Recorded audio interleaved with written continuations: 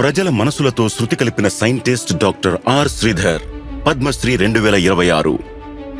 నా కొత్త పనులను ఎప్పుడూ జీరో బడ్జెట్తోనే ప్రారంభిస్తాను.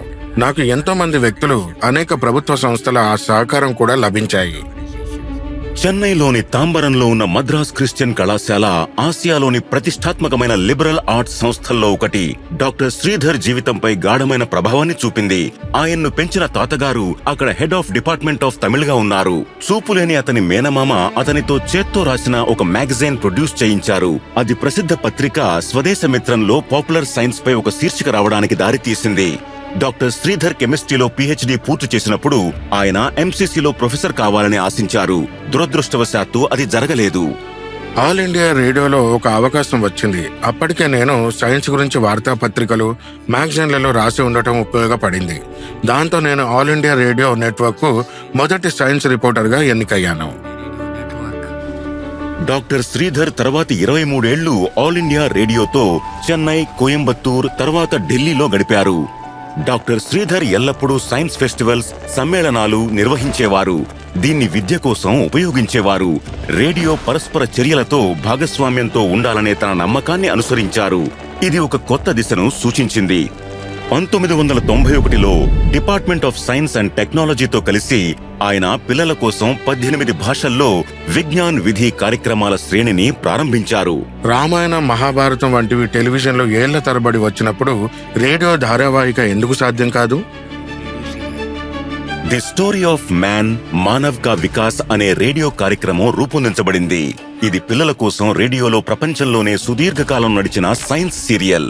ఇంతటి స్థాయిని దీనికి ముందు గాని ఆ తరువాత గాని ఎవరూ చేరుకోలేదు.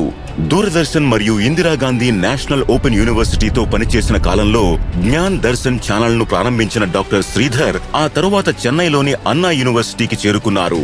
అక్కడ 2004లో దేశంలోనే మొట్టమొదటి కమ్యూనిటీ రేడియో ఛానల్ ను ప్రారంభించారు. కమ్యూనిటీ రేడియో అనేది 15 కిలోమీటర్ల వ్యాసార్థంలో ఉన్న సమాజానికి సేవలు అందించే, తక్కువ ఖర్చుతో తక్కువ శక్తితో పనిచేసే ఒక రేడియో స్టేషన్.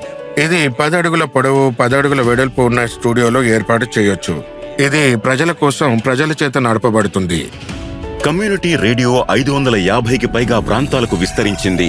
వీటిలో చాలా వరకు గ్రామీణ ప్రాంతాల్లోనే ఉన్నాయి.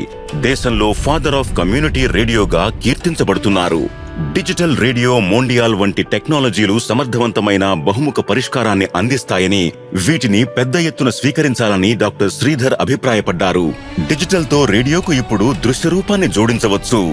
డాక్టర్ శ్రీధర్ ప్రజాసేవలో ఆవిష్కరణలకు ఒక నిలువెత్తు నిదర్శనం. తన కెరియర్లో ఆయన ఎటువంటి పరిమితులను అంగీకరించలేదు.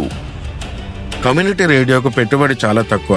దీనికి ప్రభుత్వ రాయితీలు కూడా అందుబాటులో ఉన్నాయి. కమ్యూనిటీ రేడియోలోని కార్యక్రమాలు ప్రజలు రూపొందించాలి, ప్రజలే సేకరించాలి, నిర్వహించాలి, పర్యవేక్షించాలి. భారతదేశంలోని ప్రతి గ్రామంలోనూ ప్రజల గళాన్ని ప్రతిబింబించే ఒక కమ్యూనిటీ రేడియో ఉండాలని నేను ఆశిస్తున్నాను. Doctor R Sridhar, Padmashri 2026. కోడి కోడి నమస్కారం.